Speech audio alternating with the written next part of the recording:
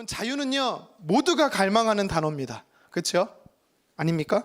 사람에게 건강과 시간과 물질에 여유롭게 주어진다면 무엇을 하기 원하십니까? 라는 질문에 많은 사람들이 뭐라고 대답한지 아세요?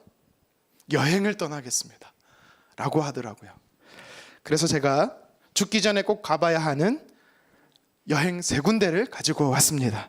우리가 직접 가보지는 못하지만 잠시 사진으로나마 여행을 떠나보도록 하겠습니다. 일단 이 랭킹은요 절대적 기준이 아닙니다. 여행을 좋아하는 사람들의 소견이라고 말하고요, 또 조금 더 보태면 저의 주관적인 가고 싶은 곳이라는 것을 미리 말씀드립니다. 인터넷 검색해 보니까요, 뭐 죽기 전에 가야 할 3선, 5선, 10선, 뭐 50선, 100선 너무 많더라고요. 그래서 제가 쭉 보면서 이 3군데는 정말 꼭 가봤으면 좋겠다 하는 곳을 저의 주관적으로 가지고 왔습니다. 첫 번째는 어디냐면 튀르키예의 카파도기아입니다. 네, 아주 주관적이지요. 갈라디아서를 나눈다고 갈라디아 지역을 가지고 온 겁니다. 네, 여러분 사진에 보시면 알겠지만 잘 보일지 모르겠어요. 멋지죠? 네. 이 두 사진 중에 오른쪽 아래에 있는 사진에 보면요, 요정의 굴뚝이라고 해서 버섯 모양의 고대 암석층이 쫙 나와 있습니다. 그래서 이곳은요 1년 내내 안전 기류 때문에 이 열기구를 타고 여행을 할 수가 있대요. 쫙 올라가서 하늘에서 쫙 보면 얼마나 아름답겠습니까? 여러분 꼭 한번 가보십시오. 두 번째로 죽기 전에 가봐야 여행지는요 우유니 소금 사막입니다. 여러분 혹시 여기가 어딘지 아십니까? 지구에서 가장 큰 거울이라고 말하는 남미 볼리비아의 우유니 사막이에요. 비가 와서요 이 소금이 녹으면 그것이 마치 유리처럼, 거울처럼 하늘과 반사된다라고요. 하늘을 반사해요. 그래서 육안으로 볼 때 경계선이 없어진대요. 하늘과의 경계선이 없어진대요. 그래서 사진에서 보는 것처럼 신비롭고 아름다운 모습이 연출된다고 합니다. 참고로 이것은 고산지대예요. 해발 3,600m가 넘습니다. 바다가 아님에도요 염화 나트륨이 있어서 짜다고 해요. 그리고 단점이 있습니다. 어떤 단점이 있냐면 치안이 좀 안 좋다고 합니다. 그래서 여러분 가시려면 사설 경비를 대동해서 가시고, 그리고 고산병이 있다라고 좀 해요. 단점이 있어요. 살아있는 동안 꼭 가봐야 할 여행지 3번째는요 오로라 현상입니다. 오로라 현상. 개인적으로 사실 제일 가보고 싶은 게 이 3번째입니다. 이 아이슬란드의 오로라 현상은요, 뭐 여러분 잘 아시겠지만 태양에서 방출되는 이 전자, 또 중성자라고 하는 이 플라즈마가요 대기권 상층부와 이게 부딪히면서 마찰로 인해서요 일어나는 전기적 현상이 오로라예요. 그렇죠? 그래서 여러분 우리가 이 아이슬란드는요 8월부터 4월 동안 매일 볼 수가 있대요. 와, 얼마나 아름다운지 모르겠습니다. 여러분 근데 제가 이렇게 꼭 가봐야 되는 여행지 100선을 쭉 심취해 보면서 갑자기 이런 생각이 문득 들었습니다. 이렇게 전 세계적으로, 또 우리나라도 마찬가지입니다. 우리나라도 가봐야 할 100곳이 있더라고요. 제가 가본 곳이 몇 개 안 됐습니다. 우리나라도 참 멋진 곳이 많은데요, 이런 생각이 불현듯 들었어요. 이런 곳은 가보지 못한다 할지라도 정말 표현할 수 없는 정말 아름다운, 성경에 보면 인간의 언어로 결코 표현할 수 없는 여러분이 가야 할 곳이 있다라고 말합니다. 그것이 어디입니까? 하나님의 나라, 그렇죠? 본향, 천국이라는 것입니다. 그래서 저는요 물론 여기도 너무 가보고 싶었지만 잠시 설교를 멈추고 기도했습니다. 하나님 가고 싶어요. 하나님 천국 가게 해주세요. 삶이 힘들어서가 아닙니다. 여러분 오해하지 마십시오. 괴로워서가 아닙니다. 너무 가보고 싶은 거예요. 아니 이렇게 사진으로만 봐도 오로라 현상 같은 건 제가 영상으로 봤거든요. 영상으로 봐도 이렇게 신비롭고 아름다운 곳이 이 땅에 있는데 이것들보다 형용할 수 없을 정도로 너무 멋지고 아름다운 곳이 천국이라면 빨리 가보고 싶지 않습니까 여러분? 한 분만 고개를 제가 기도해 드리려고 했는데 여러분 저는 너무 가고 싶어요. 그게 20대부터 지금까지 여전히 있습니다. 물론 제가 자유를 이야기하다 보니까 이 여행 얘기를 잠시 했었는데요, 여러분 우리의 부모님들, 어머님, 아버님 세대들을 보십시오. 억압과 탄압과 박해에부터 정치적 자유를 얻으려고 어떻게 했습니까? 항전했습니다. 종교와 신앙의 자유를 위해 끝까지 믿음을 지키는 분들이었어요. 또 열심히 일해서 경제적 자유를 얻기 위해 노력하신 분들이었습니다. 이유는 뭐예요? 모두가 다 목적이 자유였습니다. 자유는요, 사전적 의미로 구속을 받거나 무엇에 얽매이지 않는 것을 자유라고 이야기를 합니다. 그렇죠? 다시 말해서 내가 하고 싶은 게 자유입니다. 여러분, 그래서 아이들 싸울 때 보면, 다툴 때 보면 내 맘이야, 내 자유지 막 이렇게 말 안 하나요? 저희 집은 그래요.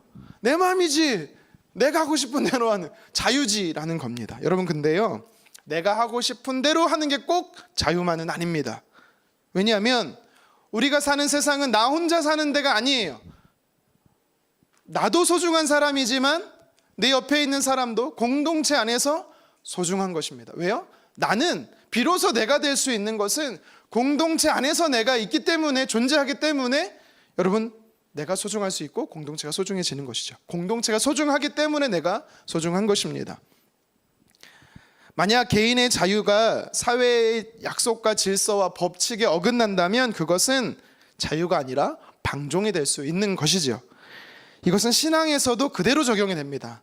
아니, 더 정확하게 말하면 개인과 국가의 자유는요, 사실 성경에서부터, 하나님으로부터, 성경에 보니까 하나님으로부터 왔다라고 이야기를 합니다. 하나님의 통치와 다스림 안에서 하나님의 자녀된 우리가 그 자유를 누릴 수가 있는 것입니다. 오늘 본문 1절에 보십시오. 성경이 우리에게 바울을 통해서 뭐라고 이야기하고 있습니까? 함께 읽도록 하겠습니다. 그리스도께서 우리를 자유롭게 하려고 자유를 주셨으니 그러므로 굳건하게 서서 다시는 종의 멍에를 매지 말라. 아멘. 뭐라고 말합니까? 너는 예수님 때문에 자유로운 존재가 됐어. 하나님 안에서 우리는 자유가 있는 사람들이야 라고 이야기를 하는데 왜 그 자유를 벗어버리고 다시 종이 되냐라고, 종의 멍에를 매냐라고 바울이 이야기하는 것입니다. 우리는요, 에덴에서부터 아담의 이 범죄함으로 인해 종의 멍에를 지게 되었습니다. 죄인이 되게 된 거예요. 그런데 이 신분이 언제 변화되었습니까? 완전하게 변화될 때가 언제입니까? 하나님이신 예수님께서 인간의 몸으로 이 땅에 오신 성육신의 사건을 통해서 하나님이신 예수님께서 친히 십자가의 죽으심으로 우리의 모든 죄를 대속하셨기 때문에 우리는 자유인이 된 것입니다. 아멘입니까? 그래서 하나님의 통치와 다스림 안에서 우리는요, 자유인이 된 것입니다. 그래서 예수님께서는요, 요한복음 8장 32절에 이렇게 말씀합니다. 우리 같이 한번 읽어보도록 하겠습니다. 진리를 알지니 진리가 너희를 자유케 하리라. 아멘. 여기서 말하는 진리가 뭐예요? 바로 예수 그리스도입니다. 복음입니다. 예수님이 참 자유를 우리에게 주시는 분이시죠. 그래서 요한복음 8장 36절에는 이어서 이렇게 말해요. 제가 한번 읽어보도록 하겠습니다. 아들이 너희를 자유케 하면 너희가 참으로 자유하리라. 아멘. 성자 하나님이신 예수님이 너희를 십자가에서 너희 죄를 대신하여 죽으셨다는 사실을 믿으면, 예수님이 죽은 지 3일 만에 부활하셨다는 사실을 믿으면 우리가 자유인이 된다라는 약속이지요. 성경은요, 율법에 요구하는 것에서부터 우리를 억압한다라고 이야기합니다. 율법은 그 죄의 대가를 지불하라고 말해요. 뭐라고 말하냐면 네가 범죄했으니까 그 범죄함에 대한 너의 대가, 너 스스로가 대가를 지불해라고 이야기하는 거예요. 여러분 잘 알겠지만 우리는요, 개인적으로 내 힘으로 그 율법의 요구를요 다 일일이 대항할 수가 없어요. 대가를 지불할 수가 없습니다. 이 사실을 아시고 성삼위 하나님은 그 죄값을 지불하시기 위해 친히 어떻게 하십니까? 하나님이신 예수님을 이 땅에 보내신 것이요, 우리의 죄에 대한 대가를 완전히 지불하신 겁니다. 그래서 영원한 죽음에서부터 우리에게 자유함을 주신 것이고, 원수 사탄의 정죄와 참소에서부터 우리는 완전한 자유를 얻게 된 것입니다. 여러분, 그래서요 이렇게 말할 수 있어야 돼요. 어떻게요? 나는 예수님 때문에 자유하다. 여러분 한번 따라해 보시겠습니까? 나는 예수님 때문에 자유하다. 우리 옆 사람에게 고백합시다. 당신은 예수님 때문에 자유인이 되었습니다. 당신은 자유인입니다. 여러분, 우리는 예수님 때문에 자유인이 된 줄 믿습니다. 아멘. 이게 하나님께서 주신 자유예요. 참 자유입니다. 하나님의 통치 안에서 허용된 자유예요. 문제는 뭐예요? 그런데 예수님께서 이 자유를 주셨는데도 불구하고 인간이 해결할 수 없는 문제를 하나님이 친히 해결해 주셔서 자유를 선물로 주셨음에도 불구하고 인간이 뭐라고, 내가 뭐라고, 아니라고 거절하는 겁니다. 내가 그 대가를 지불하겠다라는 겁니다. 다시 종의 멍에를 매는 거예요. 죄인이 되는 것입니다. 오늘 성경에 보니까 사람으로서 절대 죄의 문제를 해결할 수 없는데, 구원의 문제를 해결할 수 없는데 할례를 하라, 안식일을 지키라, 율법 14개의 율법의 상위 조항들을 다 지켜내라, 그러면 자유함을 얻을 수 있다, 죄의 문제를 해결하면 받는다, 구원의 문제가 해결된다라고 이야기하는 어리석은 자들이 있었다라는 겁니다. 그래서 그들을 향해서, 다시 말해 거짓 교사들과 거짓 진리를 따르는 갈라디아 교회 성도들을 향해서 바울은 1절에 자유를 누리라라고 이야기하는 것이죠. 구체적으로 오늘 본문에서 바울은요, 할례에 대한 이야기를 꺼내고 있습니다. 할례를 행해야만 구원 얻는다라고 말하는 거짓 교사들, 그들을 향해서 책망하고 있는 거죠. 아마도 자세하게 기록하고 있지 않기 때문에 우리가 갈라디아 교회의 이 상황을 우리가 추측만 할 수밖에 없지만, 이 할례를 해야만 하느냐, 할례를 하면 안 된다, 해야 한다, 이 문제로 인해서요 갈등하고 다투고 분열이 이 교회 안에 일어났던 것 같습니다. 그래서 심각한 이 문제에 휩싸였던 갈라디아 교회를 향해서 바울은요, 할례의 율법적 행위가 아니라 오직 예수 그리스도 복음만이 우리를 자유케 한다라는 것을 강력하게 주장하는 것이죠. 여러분들, 우리가 생각해 봐야 될 게, 여러분, 할례는요 사실 누가 주신 거죠? 할례를 누가 행하라고 말씀하셨습니까? 하나님이십니다. 하나님께서 그의 백성들, 특별히 아브라함을 통해서 너와 내 후손에게 언약을 체결할 것인데, 그 언약에 대한 증표로 내가 주는 게 할례야. 그래서 태어나는 자는 8일 만에 무조건, 아들은 할례를 받아야 돼. 심지어 태생적으로 유대인이 아니라 할지라도, 돈을 주고 사온 사람이 이스라엘 사람이라 할지라도 할례를 행해야 되라고 하나님 말씀하셨습니다. 우리 한번 창세기 17장 10절 같이 한번 읽어보도록 하겠습니다. 너희 중에 남자는 다 할례를 받으라. 이것이 나와 너희와 너희 후손 사이에 지킬 내 언약이니라. 아멘. 하나님께서요 언약으로 주셨어요. 여러분, 언약이라는 단어는요 약속인데 그냥 약속이 아니고 깨질 수 없는 약속, 반드시 지켜야 하는 약속, 목숨 건 약속을 언약이라고 생각하시면 됩니다. 그러니까 하나님께서 뭐라고 말한 거예요? 구약의 이스라엘 백성들에게, 아브라함과 아브라함의 후손들에게 모두 뭐라고 말했어요? 지켜라. 하나님께서요 할례를 지키라라고 분명히 말씀하셨습니다. 그런데 오늘 본문에 바울이 뭐라고, 그 하나님이 말씀하시는 그 할례를 무용지물이다라고 이야기하는 걸까요? 사실 하나님께서 원하셨던 거는 할례적 행위가 아닙니다. 할례적 행위가 아니고 하나님이 원하셨던 이 언약의 실제적 내용은 뭐냐면, 나는 너의 하나님이 되고 너는 내 자녀가 된다라는 겁니다. 이것을 하나님께서 목숨 걸고 지키겠다라는 겁니다. 그래서 너희가 나의 자녀됨을 증표로서, 보증으로서 할례를 주셨다라고 말씀하는 거죠. 하나님의 자녀로서 몸에 새겨진 흔적이라는 것입니다. 그러니까 이렇게 할례를 주셨던 거예요. 시간이 지나서 이스라엘 백성들에겐 이 할례가요 풍습이 됐어요. 그냥 문화가 됐습니다. 구약에서 할례를 칭하는 단어가 살을 제거하다라는 뜻이에요. 풀어서 설명하면 살을 제거하다가 할례입니다. 남자애가 태어나면은 이 표피를 제거해요.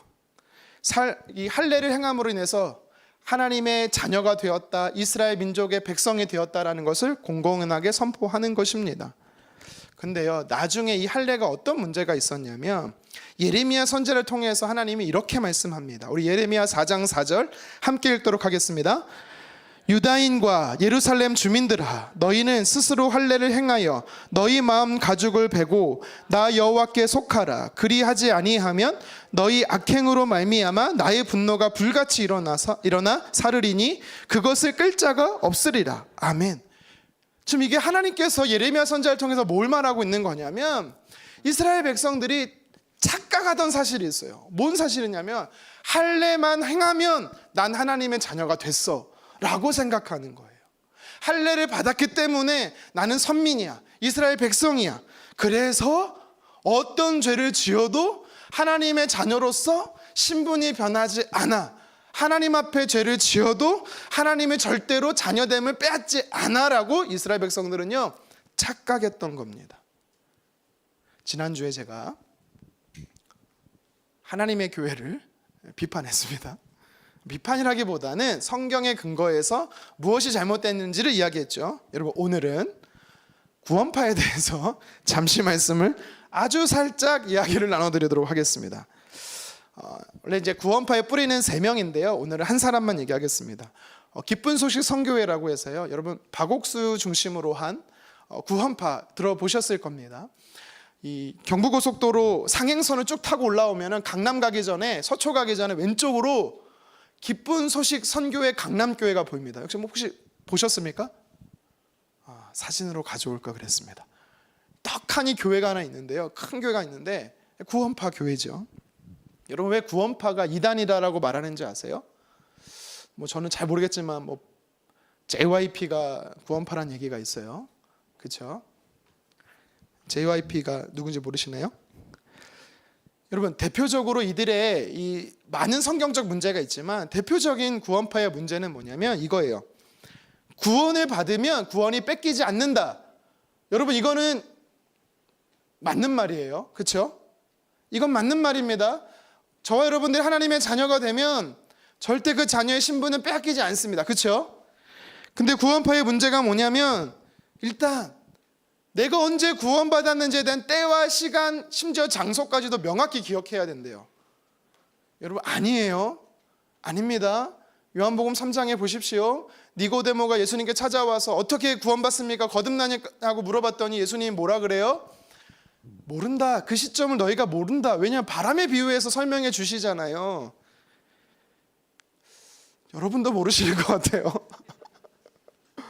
그러니까 예수님이 성령을 통해서 우리가 다시 태어난다라고, 영적으로 다시 태어난다라고 말하지만 그 때와 시점은 우리가 알 수도 있지만 대부분 모른다라고 예수님이 설명해 주신 거예요. 요한복음 3장을 통해서.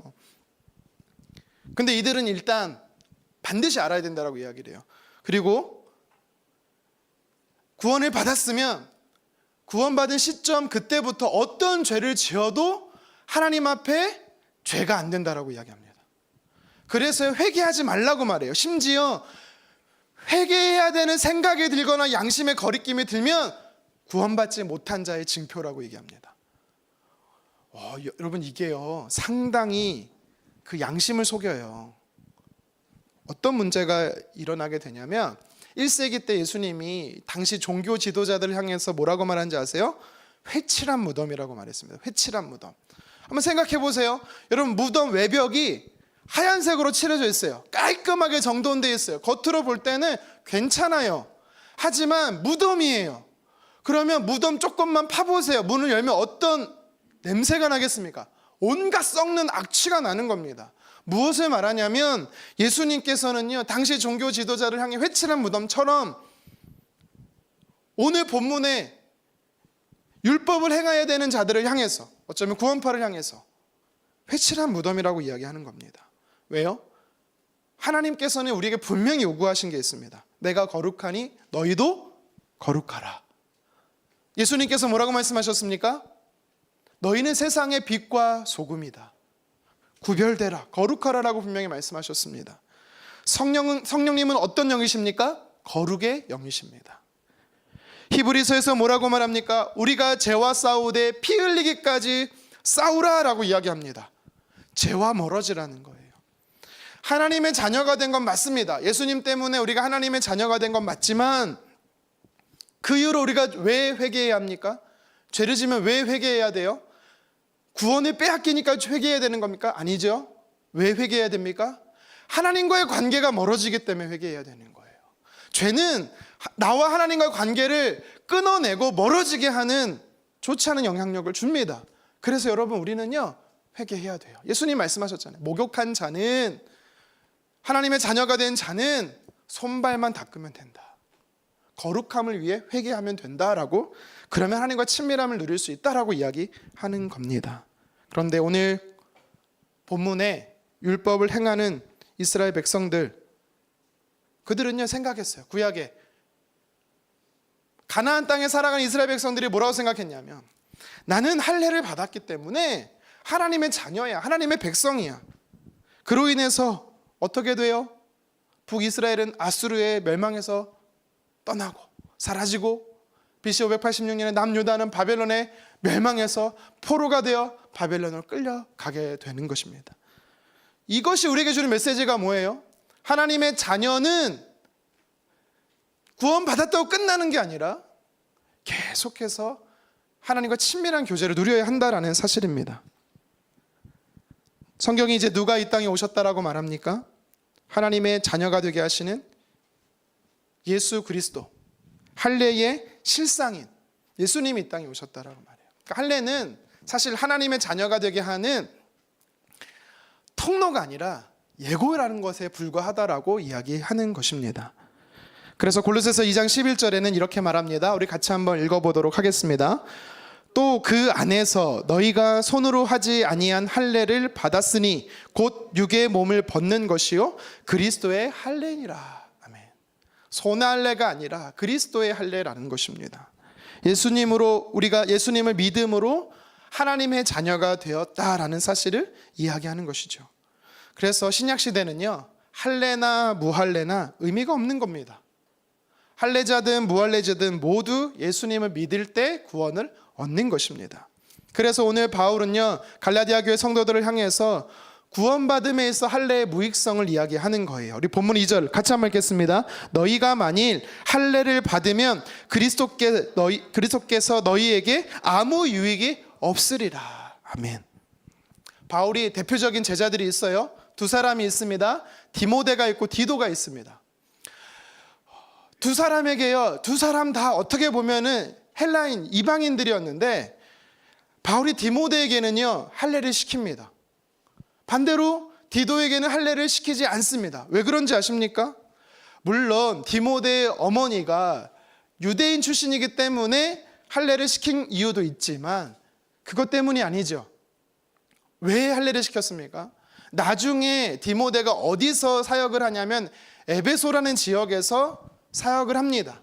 그곳에서 사역을 할 때 유대인들에게 복음을 전하기 위해서 유대인처럼 된 것 뿐이지 할례를 통해서 구원을 받으려고 할례를 행한 게 아니었던 겁니다. 디도에게는 왜 바울이 할례를 시키지 않습니까? 바울이 1차 로마 감옥에 갇히고 나서 잠시 풀려나요. 그리고 어디를 가냐면 구브로라는 곳에 잠시 갑니다. 거기서 디도와 함께 가요. 그곳에 디도를 남겨요. 근데 할례를 시키지 않아요. 그 얘기는 뭐예요?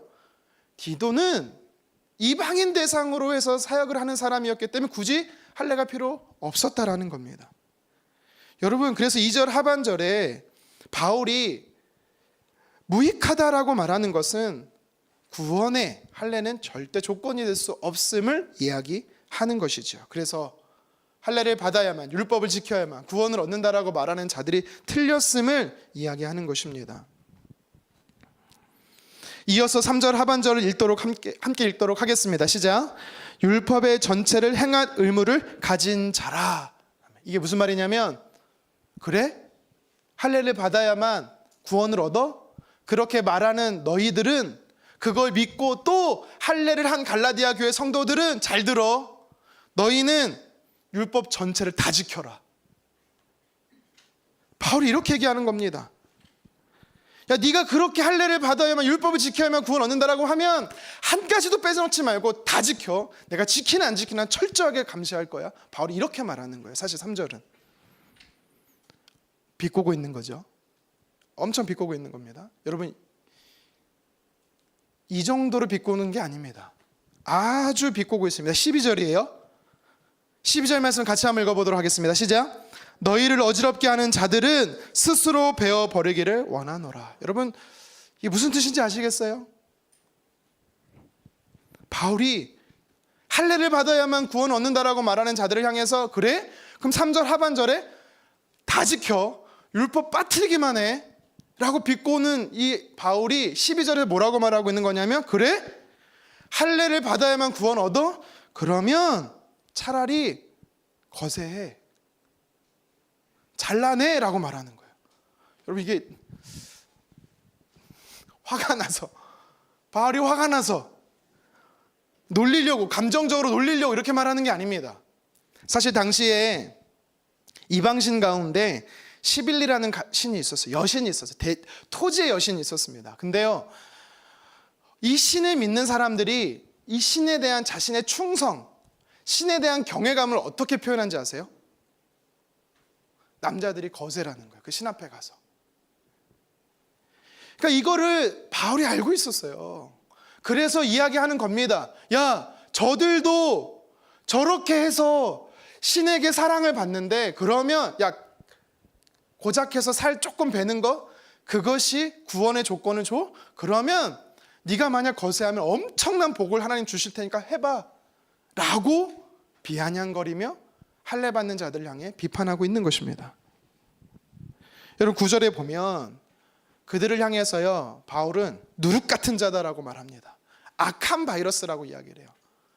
악한 바이러스가 쫙 파져서 좋은 바이러스를, 좋은 세포를 다 죽이는 거죠. 몇 사람의, 한두 사람의 거짓 교사가 갈라디아 지역에 들어와 버림으로 인해서요, 갈라디아 교회를 혼잡하게 아주 고통스럽게 만들어버렸기 때문에 그들의 해악성을 풍자적으로 이야기하고 있는 것입니다. 여러분, 하나님의 자녀는요, 구약에는 하나님의 자녀가 되었다라는 것의 상징적인 의미로서 하나님이 할례를 주셨던 것이고, 그 할례는요, 예수 그리스도 할례의 예고편에 불과했던 할례가 진짜가 오신 예수님으로 인해서 더 이상 할례는 필요 없게 됐어요. 종교적 가치를 상실하게 된 겁니다. 그것을 빌립보서 3장 2절에 분명히 이야기하고 있습니다. 또 이렇게 바울은 오늘 본문에서 하나님의 자녀된 이스라엘 백성들에게 이 자유함을 빼앗아가는 종교 당시 거짓 교사들을 이렇게 책망하고 비판했고, 이어서 오늘 말씀 4절에 보면 그렇게 잘못됐다라고 이야기하는데도 불구하고 왜 그 잘못된 교리를 따라가고 있는지 이해 안 되는 성도들을 향해서도 바울은 책망하고 있는 것입니다. 우리 4절 말씀 함께 읽도록 하겠습니다. 율법 안에서 의롭다함을 얻으려 하는 너희는 그리스도에게서 끊어지고 은혜에서 떨어진 자로다. 아멘. 갈라디아 교회 성도들 향해 두 가지로 책망합니다. 첫 번째는 뭡니까? 예수님에게서 끊어졌다라는 겁니다. 끊어졌다. 예수님의 피 흘리심의 공로가 아니라 인간의 행위적인 공로를 통해서 구원을 얻으려고 하는 너희는 예수님에게서 끊어졌어 라고 이야기하는 거예요. 예수님이 요한복음 15장에 보면 하나님과 예수님과 나와의 관계를 설명해 주시죠. 포도나무 비유를 통해서 관계를 설정해 주십니다. 하나님은 어떤 분이세요? 포도밭의 주인, 농부라고 말씀합니다. 예수님은 누구라고 말씀하십니까? 포도나무라고 말합니다. 우리는 어떤 존재래요? 가지라고 말합니다. 4명이어서 싸가지가 아니고 가지예요. 예수님 뭐라고 말합니까? 가지는 본가지인 포도나무에 잘 접붙어 있어야 된다라고요. 그래서 살 수 있다라고 말해요. 그런데 끊어진 거예요. 그러니까 예수님과 상관없으면 어떻게 돼요? 끊어지는 겁니다. 근데 이것을요, 어떻게 붙어 있을 수 있어요? 예수님을 믿으면 붙을 수 있는데, 구원을 얻는데 이스라엘 백성들은 어떻게 하는 거예요? 율법을 통해서 구원을 얻는다라고 말해서 스스로 끊어져 나간 겁니다. 예수님이 끊어낸 게 아니라 끊어져 나가버린 거예요. 우리 요한복음 15장 2절 상반절 함께 읽겠습니다. 무릇 내게 붙어 있어 열매를 맺지 아니하는 가지는 아버지께서 그것을 제거해 버리시고. 아멘. 하나님께서요, 싹둑 잘라버리신다라고 예수님 말씀하셨습니다. 그러니까 예수님과 관계없는 사람은 하나님께서 심판하에 지옥의 불구덩이로 던져버리신다라는 것이죠. 여러분, 구원과 직결된 문제에서만큼은요, 인간의 노력이 하나도 들어가지 않습니다. 오로지 예수 그리스도의 공로인 줄 믿으시기를 바랍니다. 성도들을 향한 책망은 여기서 끊이지 않습니다. 두 번째, 이 책망 속에 두 번째가 어떤 책망이 들어갑니까? 4절 하반절에 보면 은혜에서 떨어졌다라고 이야기를 해요. 처음에는 예수님에게서 끊어졌다라고 말합니다. 구원을 잃어버렸다라는 거예요. 두 번째는 은혜에서 떨어졌다라는 겁니다. 여기서 말한 은혜가 무엇입니까? 우리가 삶에서 구원받는 은혜뿐만 아니라 우리가 일상의 삶에서 살아가는 데 있어서 필요한 모든 은혜를 다 이야기하는 거예요. 이 은혜를 하나님께서 우리에게 부어주시는데 우리가 그게 필요 없다라고 스스로 거절한다라는 것입니다. 그러니까 이 두 가지를요 책망하고 있는 거예요. 너희가 그럼으로 인해서 다 누리지 못한다라고 책망하는 것입니다. 바울은요 갈라디아 1장부터 우리가 읽은 5장 4절에 이르기까지 쭉 설명했던 내용이 뭐예요? 왜 내가 사도인지를 증명했습니까? 바울이 왜 사도임을 증명했습니까? 자기가 가르쳤던 복음이 참임을 증명하기 위해서죠. 율법의 기능이 뭐냐? 율법의 목적이 뭐냐? 쭉 설명했습니다. 그래서 방금 읽은 5장 4절까지 바울은요 율법의 기능을 소개하는데 조금 많은 시간을 할애했어요. 이제 5절부터는요 그리고 갈라디아 5장 전체와 그리고 갈라디아 6장을 통해서는 무엇을 이야기하냐면 이제 하나님의 자유를 누리려면 복음 안에서 예수 그리스도 안에서 참 자유를 누리려면 실천적인 교훈을 하고 있는 것입니다. 오늘 성경은 우리에게 두 가지로 권면하고 있어요. 이 두 가지 권면은 오늘 본문을 통해서 저와 여러분들에게 주시는 하나님의 메시지입니다. 영적 메시지예요. 찾아보도록 하겠습니다. 첫 번째로 바울의 권면이면서 우리에게 주신 하나님의 메시지가 무엇입니까? 성령님의 도우심을 받으라라는 사실입니다. 우리가 복음 안에서 참 자유를 누리며 살려면 성령님의 도우심이 반드시 필요하다라는 사실이죠. 우리 5절 함께 읽도록 하겠습니다. 우리가 성령으로 믿음을 따라 의의 소망을 기다리노니. 네. 자막 없습니까? 다시 한번 읽어볼까요? 우리가 성령으로 믿음을 따라 의의 소망을 기다리노니. 아멘. 바울은요 오늘 본문에서뿐만 아니라 신약의 여러 성경을 통해서 율법과 성령의 차이를 설명해 주고 있어요. 한번 제가 이제 도표를 하나 가져왔습니다. 한번 도표로 보실까요? 바울은요 율법에 대해서 뭐라고 말합니까? 로마서에 보면 사망에 이르게 하는 법이다라고 말합니다. 하지만 성령은 살리는 영이다라고 이야기를 하고 계세요. 또 로마서에 보면은 두려움과 누추움을 가져다 주는 것이 율법이라고 말해요. 그럴 수밖에 없어요. 왜요? 율법이 요구하는 것을 내가 지키지 못하거든요. 한 번 지키지 못하고 계속 지키지 못하면 그 정죄감 속에 우리는 빠져 들어갈 수밖에 없는 것입니다. 그런데 성령님은 어떤 분이라고 말하세요? 우리에게 에베소서에 보면 희망과 소망을 주시는 분이다라고 이야기를 합니다. 갈라디아서에서 보면 율법은 종노릇하게 한다라고 말합니다. 우리가 지난주에 살펴봤죠? 성령님은 어떤 분이십니까? 우리에게 자유를 주시는 분이십니다. 그래서 하나님의 사람들은 예수님을 믿어 하나님의 자녀가 된 자들은 성령님의 도우심이 필요한 거예요. 여러분 우리 안에 성령님이 계심을 믿습니까? 여러분 몇 달 전에 제가 이 시간에 여기서 물었죠. 성령이 계심을 증명해 보세요. 다시 물어보겠습니다. 똑같은 질문 하겠습니다. 성령님이 계심을 증명해 보세요. 네, 제자훈련 다시 처음부터. 여러분 성령님은요 어떤 분이십니까? 내가 예수님을 믿으면 내가 예수님을 믿으면 하나님이 주신 선물이에요. 베드로가 말하잖아요. 성령을 선물로 받으리라. 회개하여 하나님을 믿으면 성령을 선물로 받으리라. 에베소서 2장 48절인가요?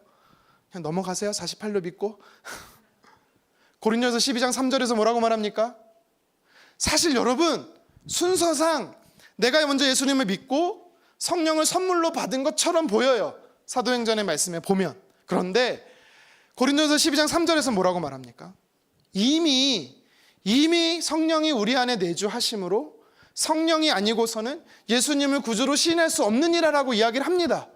여러분 그러니까 이게 무슨 말이에요? 요한복음 3장의 말씀과 이 사도행전 2장의 말씀과 고린도서 12장의 말씀을 합쳐서 읽어보면 하나님의 자녀는 미리 하나님이 선택하시고 그에게 성령을 이미 넣어주십니다. 바람이 어디서 오고 바람이 어디서 불었는지 우리가 모르듯이 성령이 내 안에 언제 들어와셨는지 우리는 모르는 거예요. 하지만 분명한 사실은 때가 되어 그 하나님께서 성령을 통해서 예수님을 주로 인정하게 하십니다. 그리고 그 성령을 통해서 의롭다 칭하 주시는 것이지요.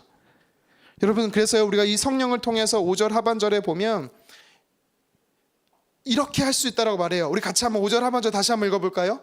의의 소망을 기다리노니.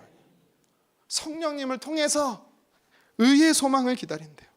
여러분, 여기서 말하는 의의 소망은요, 구원을 이야기하는 겁니다.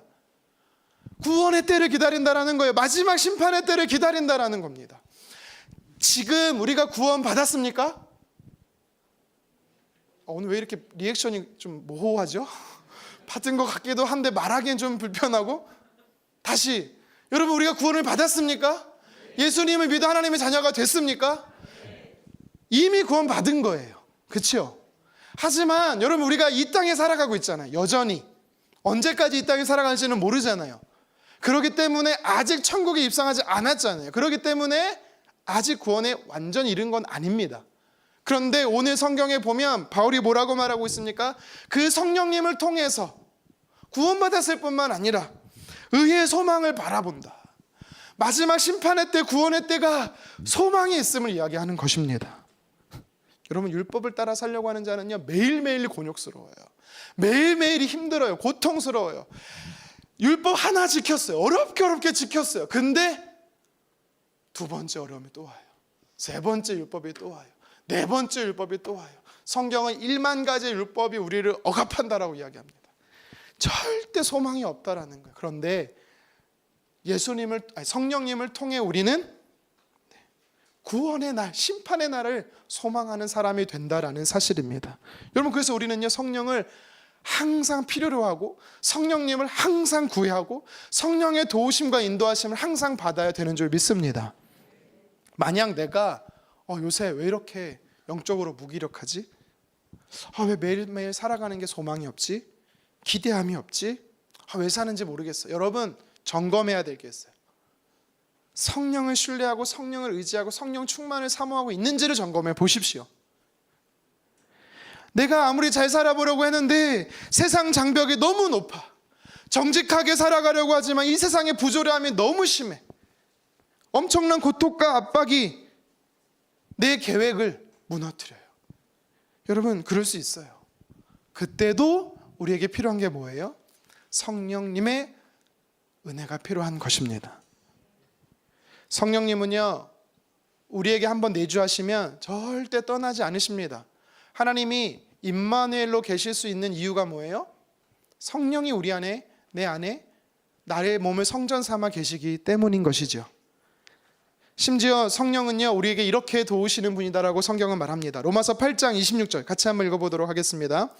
이와 같이 성령도 우리의 연약함을 도우시나니 우리는 마땅히 기도할 바를 알지 못하나 오직 성령이 말할 수 없는 탄식으로 우리를 위하여 친히 간구하시느니라. 아멘.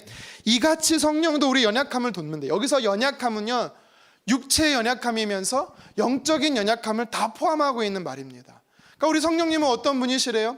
여러분들이 육신의 약함과 아픔과 상처가 있다 할지라도, 영적으로 침체 가운데 있다 할지라도 어떻게 하신대요? 도와주신다라는 분이십니다. 내 개인의 문제, 가정의 문제, 우리 공동체의 문제, 성령님은 방관하시는 분이 아니라 관심 있어 하시는 분이라는 사실입니다.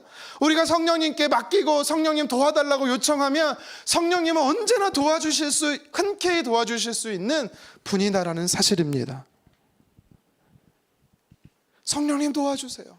물론 우리가 기도하면서 아버지 도와주세요 하지만 여러분, 결국 이게 기도는요, 성삼위가 같이 하는 역사이기 때문에요, 우리가 성령을 구하든 예수님을 구하든 하나님을 구하든 다 통일됩니다. 간혹 기도를 누구한테 하는지 잘 모르는 분이 있어요. 내가 예수님께 하는 건가? 성령님께 하는 건가? 아버지 하나님께 하는 것 같은데, 성삼위가 역사하는 겁니다. 여러분, 성령님이 원하시는 건 뭐냐?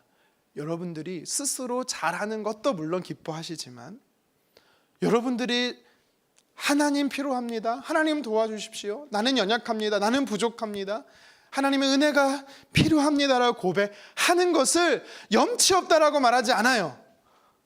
인간적으로 부모인 저도요, 솔직하게 말할게요. 자꾸 우리 아이들이 저한테 도와달라고 하면 거의 도와줍니다. 거의 도와줘요.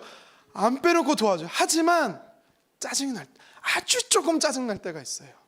야, 엄마한테 도와달라 그래 할 때가 있어요. 딱 한 번. 거의 아빠한테 말고 엄마한테 가 그러긴 하는데요, 제가. 근데 우리 하나님은 그런 분이 아니라는 거예요. 우리 하나님은요, 언제든지 어떤 일이든지 언제든지 도움을 구하라고 말씀하시는 좋으신 분입니다. 마치 옆에서 그래 내가 도와줄게 막 응원만 하시는 분이 아니에요. 주님 도와주십시오, 성령님 도와주십시오 우리가 구하면 내 문제거든요. 내 상황이거든요. 근데 성령님 마치 자신의 문제처럼 자신의 일인 것처럼 떠맡아서 주도적으로 하신다라는 게 성령님이세요. 어렵고 힘든 시험이나 환난과 실패 만났어도 여러분 우리가 성령님이 계시기 때문에 여러분 우리가 안심할 수 있는 사실입니다. 또 로마서 8장 26절에 보면 성령님이 우리를 어떻게 도우신다라고 말씀합니까? 구체적으로 우리가 어떻게 기도해야 될지를 도와주시는 분이라고 말씀하세요. 여러분 만약 성령을 의지하지 않고 우리가 기도하면 어떻게 되는지 아세요? 예수님 시대의 종교 지도자들의 기도와 똑같을 수밖에 없어요. 가식적이고 형식적이고 자기 의를 드러내는 기도일 수밖에 없습니다. 저는 저 하찮은 세리보다 하나님께 헌금 많이 하고요, 저 하찮은 사람보다 일주일에 3번 금식하고요, 사거리에서요, 왜 그런지 모르겠어요. 사거리에서요, 여러분 우리나라 같으면 사거리에서 사람이 혼자 이러고 기도하고 있으면 어떡해요? 신고하죠. 잡아가라고. 당시 종교 지도자들은요, 사거리에서 사람이 많은 시장통에서 손을 들고 기도합니다. 하나님 저는 하루 일주일에 3번 금식했습니다. 성령이 없는 기도는 자기 의를 드러낼 수밖에 없는 겁니다. 그런데 오늘 성령님이 로마서 8장 26절에 뭐라고 말합니까? 성령님을 의지하면 하나님이 원하시는 대로 기도할 수 있다라는 겁니다. 여러분 우리가 성령을 의지해야 되는 겁니다. 성령의 도우심을 구해야 되는 거예요. 심지어 로마서 8장 26절 하반절에 뭐라고 그래요? 내가 기도할 수 없을 때, 마땅히 기도할 바를 알지 못할 때 우리를 위해 친히 간구하신다라고 말하잖아요. 여러분 그럴 때 있지 않아요? 눈물 콧물 다 쏟아내면 너무 슬퍼, 너무 힘들어. 아버지, 더 이상 기도가 안 나와. 주야 외치는데 더 이상 기도가 안 나와. 왜요? 마음이 너무 아파, 마음이 너무 슬퍼. 여러분 그럴 때 있지 않아요? 있어요. 내게 벌어진 일이 너무 힘들어서, 지금 상황이 너무 고통스러워서 그냥 주님, 더 이상 기도가 나오지 않아요. 근데요, 그때 성령님이 도와주신대요. 어떻게 해요? 마치 내 문제인데, 마치 자기 문제인 것처럼 성령님이 하나님 앞에 가서, 하나님 이런 문제가 있다니까요, 하나님 이런 어려움이 있다니까요, 하나님 그래서요 도와주셔야 한다니까요, 탄원하고 있다라는 거예요. 여러분 성령님이 이렇게 도와주신다라는 겁니다. 오늘 내가 어떻게 살아내야 하는지, 오늘 내게 필요한 은혜를 성령님이 부어주시는 도와주심이 있습니다. 그리고 내가 기도할 때 하나님이 기뻐하시는 뜻이 무엇인지를 알고 분별할 수 있도록 기도하게 하신다라는 사실입니다. 뿐만 아니라 내가 너무 힘들어서, 너무 고통스러워서 주여라는 말밖에 나오지 않은 순간에도 나를 대신해서 성령님이 아버지 하나님께 나의 문제를 탄원해 주신다라는 겁니다. 말할 수 없는 탄식은요, 애통한다라는 거예요. 마음이 찢어질 정도로 간구하신다라는 사실입니다. 여러분 이렇게 도와주시는 분이 성령님이세요. 그래서 우리는요, 예수님을 믿어 하나님의 자녀가 된 우리들이 복음 안에서 참 자유를 누리려면 무엇이 필요합니까? 성령님이 필요한 거예요. 지금 내 상황이, 내가 처한 이 공경이 곤란한 지경에 빠졌고, 그래서 상한 갈대 같고 꺼져가는 등불처럼 힘이 없고 너무 고통스러울 수 있습니다. 여러분, 그때 우리에게 필요한 게 무엇입니까? 성령님입니다. 내 안에 계신 성령님이에요. 아버지란 말, 주여라는 말 한마디조차 외치지 못해도 괜찮아요. 성령님 도와주세요. 입술로 고백하지 않아도 괜찮아요. 주님 도와주십시오 라고 우리 내면으로 주님 앞에 외쳐도 됩니다. 아니, 주님 알고 계십니다. 도와주실 겁니다. 여러분, 성령님을 구하는, 성령을 통해서 하나님의 자녀로서의 참된 자유를 누리기를 주님의 이름으로 축원합니다. 한 가지 더 살펴보도록 하겠습니다. 오늘 바울은 본문을 통해서 갈라디아 교회 성도들뿐만 아니라 이 시대에 하나님의 자녀인 성도된 저와 여러분들을 향해서 뭐라고 권면합니까? 어떻게 해야 우리가 복음 안에서 참 자유를 누린다라고 말합니까? 사랑의 믿음을 지니라 라고 이야기합니다. 사랑의 믿음을 지니라. 여러분, 6절 말씀 같이 한번 읽어보도록 하겠습니다. 시작. 그리스도 예수 안에서 할례나 무할례나 효력이 없으되 사랑으로서 역사하는 믿음뿐이니라. 아멘. 구원을 얻기 위해서는 할례도 소용없고 무할례도 소용없다라는 겁니다. 구원받은 자는 유대인, 할례받은 자도 아니고 무할례인 이방인도 아니라는 것입니다. 오직 예수님을 믿어 하나님의 자녀만 구원 얻을 수 있다라는 사실입니다. 여러분, 근데요, 바울은 그냥 믿음이라고 말하지 않습니다. 어떤 믿음이라고 말합니까? 사랑으로서 역사하는 믿음이라는 거예요.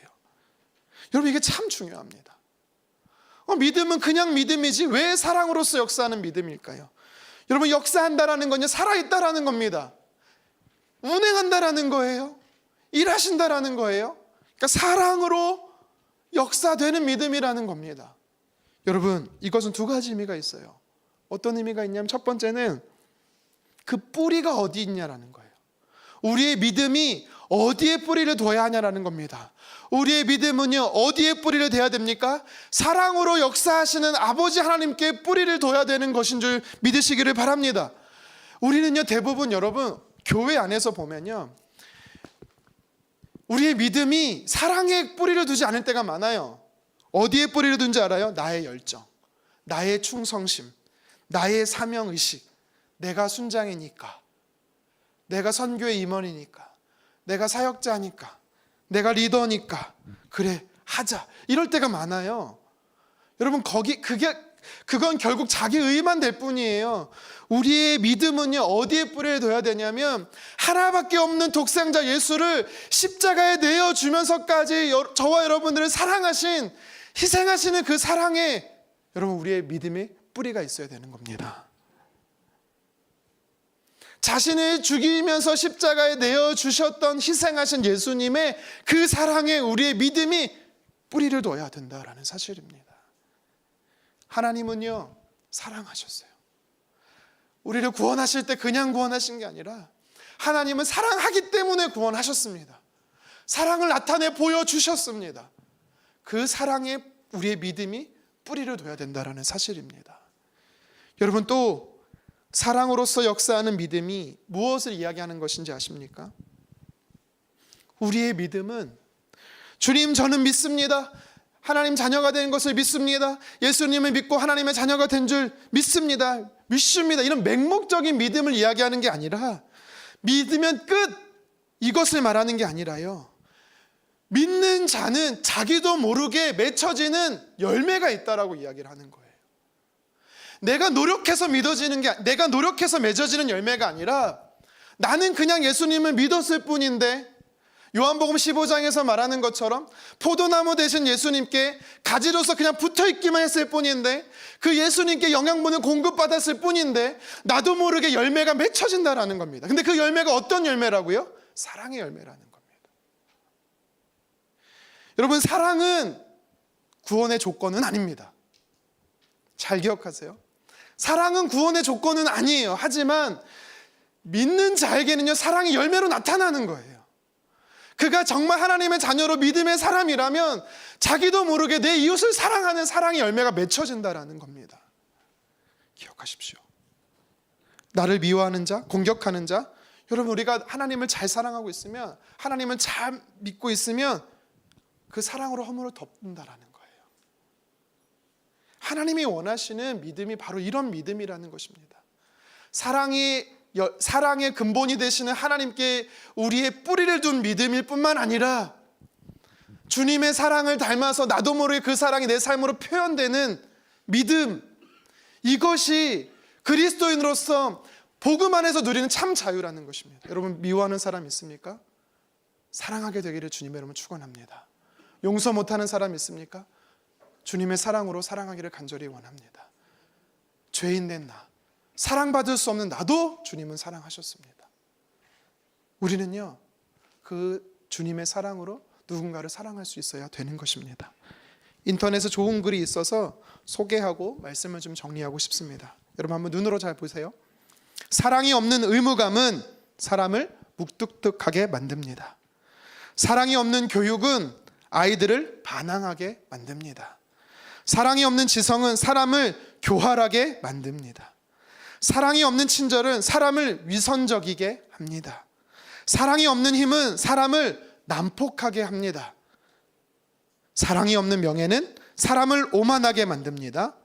사랑이 없는 부는 사람을 탐욕스럽게 만듭니다. 여러분, 그리고 오늘 본문을 가지고 와서 마지막으로 이렇게 표현하고 싶습니다. 사랑이 없는 믿음은 사람을 광신적이게 만듭니다. 사랑이 있는 믿음, 사랑으로서 역사하는 믿음이 참 신앙인이 되게 한다라는 사실을 기억하셨으면 좋겠습니다. 사랑하는 성도 여러분, 진심으로 사랑하는 겁니다. 하나님의 사랑으로 여러분을 사랑합니다. 사랑하는 성도 여러분, 하나님께서 기뻐하시는 참된 믿음을 소유하기를 원하십니까? 그러면 나를 아가페적으로 한량없이 사랑하시는 그 하나님의 사랑에 우리의 믿음을 뿌리 내리십시오. 공급받으십시오. 그래서 나도 모르게 그 사랑이 넘쳐서 누군가를 사랑할 수 있는, 표현하는 사랑으로 나아가기를 주님의 이름으로 축원합니다. 말씀을 정리합니다. 오늘 본문에서 바울은요, 할례와 같은 율법의 행위로는 절대로 구원받지 못한다. 그거는 다시 종의 멍에를 짓는 안타까운 일이라고 이야기하는 것입니다. 그래서 갈라디아 교회 성도들을 향해서 참 자유를 누리라고 말합니다. 참 자유를 누리려면 두 가지를 기억하라고 오늘 성경은 이야기하는 거예요. 첫 번째는 뭡니까?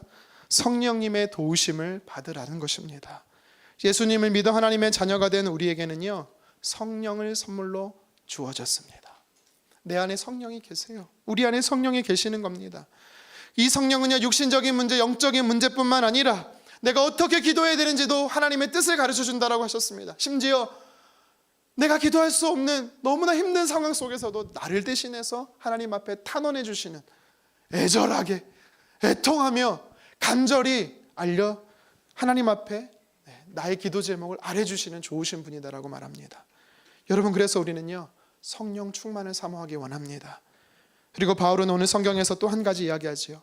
우리가 어떻게 복음 안에서 참 자유를 누릴 수 있습니까? 사랑으로서 역사하는 믿음을 지니라는 것입니다. 우리가 이 사랑으로서 역사하는 믿음이 있어야만 참 자유를 누릴 수가 있는 것입니다. 하나님의 희생적인 사랑, 예수님의 희생적인 사랑, 아낌없이 주는 사랑, 여러분 그 사랑을 충분히 힘입어서, 옷 입어서 여러분 내가 사랑할 수 없는 사람까지도 사랑에 이르는, 사랑이 부유하고 넉넉해지는 여러분 그 자유를 누리기를 주님의 이름으로 축원합니다. 성령님의 도우심과 사랑으로서 역사하는 믿음을 통해 복음 안에서 참 자유를 누리는 저와 여러분들에게 다시 한번 주님의 이름으로 축원합니다.